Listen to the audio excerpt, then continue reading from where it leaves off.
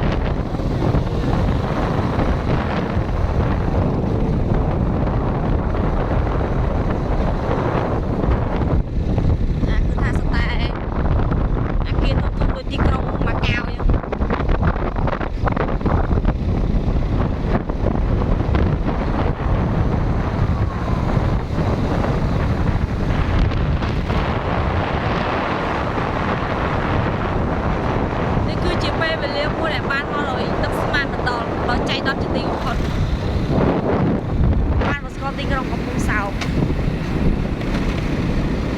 ស្អាតទេបងប្អូនទាំងគ្នាចាតាមភ្លើងមកចំណា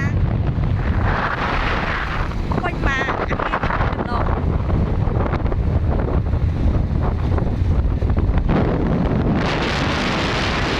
អាគារមានភ្លើងចូលមកផ្ទៃសមុទ្រវិញម្ដងផ្ទៃនេះហើយផ្ទៃនេះឡើយ